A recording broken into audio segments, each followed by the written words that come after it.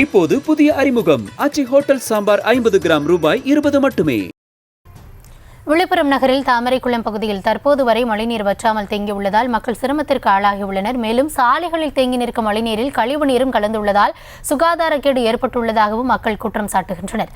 இதுகுறித்த விவரங்களோடு இணைகிறார் எம்முடைய செய்தியாளர் தாமோதரன். அந்த பகுதியில் இதுவரையும் எந்த நடவடிக்கையும் எடுக்கப்படலை அப்படின்றது மக்களுடைய குற்றச்சாட்டாக இருக்கிறது. அரசு தரப்பில் என்ன நடவடிக்கை மேற்கொள்ளப்பட்டிருக்கிறது? கள சூழல் என்ன?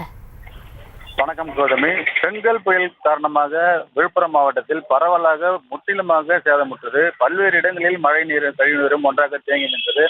பல இடங்களில் வீடுகளுக்குள்ளேயும் தண்ணீர் தேங்கி நின்றது. இதன் காரணமாக விழுப்புரம் மாவட்டம் முழுவதிலுமே பரவலாக பாதிப்புக்குள்ளாயினது.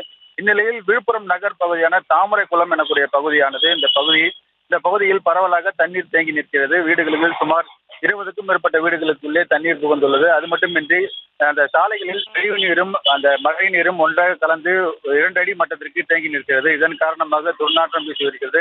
கடந்த 3 நாட்களுக்கு மேலாக இந்த பகுதியில் தண்ணீரானது 2 அடி அளவிற்கு தேங்கி நிற்கிறது. இந்த சாலைகள் வழியாக அந்த கழிவு நீர் கலந்த தண்ணீரிலேயே பொதுமக்கள் நடந்து சென்று அன்றாடம் நடந்து சென்று வருகின்றனர். இதனால் சுகாதாரக்கேடு ஏற்பட்டுள்ளது. இந்த தொடர்ந்து மாவட்ட நிர்வாகத்திற்கு அவர்கள் இந்த பகுதி தாழ்வான பகுதி, இதனை மேடுபடுத்தி இந்த தண்ணீர் வராத அளவுக்கு நடவடிக்கை எடுக்க வேண்டும் என பல முறை கோரிக்கை விடுத்தும் இந்த பகுதி மக்களின் கோரிக்கையை அவர்கள் செவிசாய்க்கவில்லை. இதன் காரணமாக தொடர்ந்து பெய்து வரும் மழையின் காரணமாக இந்த பகுதியில் தொடர்ந்து தண்ணீரானது தேங்கி நின்ற வண்ணமே உள்ளது. இதன் காரணமாக இந்த பகுதி மக்கள் மிகுந்த இன்னலுக்குள்ளாகி வருகின்றனர். மாவட்ட நிர்வாகம் சார்பில் எந்த நடவடிக்கை எடுக்காத காரணத்தினால் இந்த பகுதி தொடர்ந்து தண்ணீரானது அப்புறப்படுத்தாமல் அப்படியே தேங்கி உள்ளது. கௌதமி,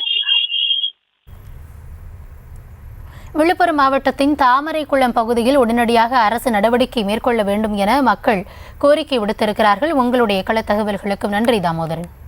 இப்போது புதிய அறிமுகம் ஆச்சி ஹோட்டல் சாம்பார் 50 கிராம் ரூபாய் 20 மட்டுமே.